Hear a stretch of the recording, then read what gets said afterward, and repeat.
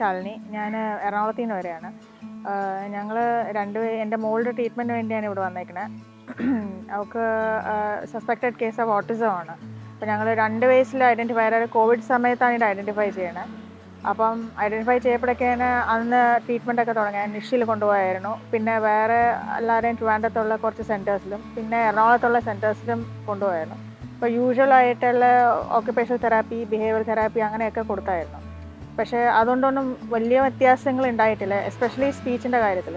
അപ്പോൾ അങ്ങനെ ഞങ്ങൾ വേറെയും കുറച്ച് റിസർച്ച് നടത്തി. ഇതല്ലാണ്ട് വേറെ എന്തെങ്കിലും കുട്ടിയുടെ ബ്രെയിനിനെ ഡയറക്റ്റായിട്ട് എന്തെങ്കിലും ചെയ്യാൻ പറ്റുന്ന അതായത് ഒരു ന്യൂറോൺസിൻ്റെ ഒരു പ്രശ്നമാണ് നമുക്കറിയാം.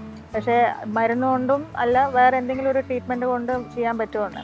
അപ്പം അങ്ങനെ ഒരുപാട് അറിയാവുന്ന ഒരാളടുത്ത് ഇങ്ങനെ ചോദിച്ച് മനസ്സിലാക്കിയ ശേഷമാണ് ഇങ്ങനെ ഒരു ഹോളിസ്റ്റിക് സെൻ്റർ ഉണ്ട്, അവർ ഇലക്ട്രോപ്പത്തി എന്നൊരു ട്രീറ്റ്മെൻറ്റ് ചെയ്യുന്നുണ്ടെന്ന് മനസ്സിലാക്കിയത്. ഈ കുഞ്ഞിനെ ഇവിടെ കൊണ്ടുവരുമ്പോഴത്തേക്കും ട്രീറ്റ്മെൻറ്റ് സ്റ്റാർട്ട് ചെയ്തിട്ട് കുറച്ച് ദിവസമായിട്ടുള്ളൂ. അപ്പോഴത്തേക്കും ഒരു വിധം റിസൾട്ട് കണ്ടു തുടങ്ങിയത് കൊണ്ടാണ് അവർ ഇത് എത്രയും വേഗത്തിൽ എല്ലാവരിലും ഇങ്ങനത്തെ അസുഖത്താൽ വിഷമിക്കുന്നവരിൽ എത്താൻ വേണ്ടിയാണ് ഇവർ എന്നോട് ആവശ്യപ്പെട്ടത്, ഞാൻ ഒന്ന് വീഡിയോ ചെയ്തോട്ടെ എന്ന്. അപ്പോൾ സിസ്റ്ററോട് വന്ന് സംസാരിച്ചപ്പോഴേക്കാണ് സിസ്റ്റർ ഇവിടെ ഇതിലും വളരെ മോശമായിട്ടുള്ള കേസസ് സിസ്റ്റർ ട്രീറ്റ് ചെയ്ത് അവരൊക്കെ ഇപ്പോൾ നോർമൽ സ്കൂളിൽ പഠിക്കുന്നതായിട്ട് ഞങ്ങൾക്ക് മനസ്സിലാക്കിയത്. അപ്പം ഇവന്തോ ഈ പ്രൊസീജിയർ എന്ന് പറയുന്നത് കുറച്ചൊരു നീഡലിങ് ഒക്കെ ഉള്ളതുകൊണ്ട് ഞങ്ങൾക്കൊരു ഭയങ്കര വിഷമമാണ്, കാരണം ചെറിയ കുട്ടിയായതുകൊണ്ട്.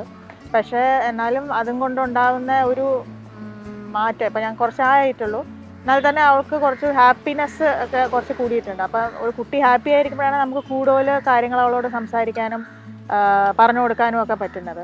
ഇങ്ങനെയുള്ള അസുഖത്തിന് പേരൻസ് എത്രയും വേഗത്തിൽ ഇത് തിരിച്ചറിഞ്ഞിട്ട് നമ്മുടെ കയ്യിലെത്തിക്കുകയാണെങ്കിൽ അവർക്ക് പെട്ടെന്നുള്ള റിലാക്സേഷൻ കിട്ടും. ഇനി കുറേ കുട്ടികൾ, അതായത് സാധാരണ തെറാപ്പി കൊണ്ട് ആക്ച്വലി സ്പീക്കിംഗ് വലിയ ഫലമില്ല, പക്ഷേ ഇത് വേറെ ടൈപ്പ് പ്രൊസീജിയറാണ്. അപ്പോൾ ഇതുകൊണ്ട് ആ ഒരു ബ്രെയിനിലേക്ക് ഡയറക്റ്റ് സിഗ്നൽസ് പോവുകയും കുട്ടിക്ക് ഒരു വ്യത്യാസം ഉണ്ടാവുമെന്ന് തീർച്ചയായിട്ടും ഉണ്ടാവും എന്നുള്ള വിശ്വാസത്തിലാണ് മറ്റ് പേരൻസും ഇതിലേക്ക് വരണം എന്നുള്ള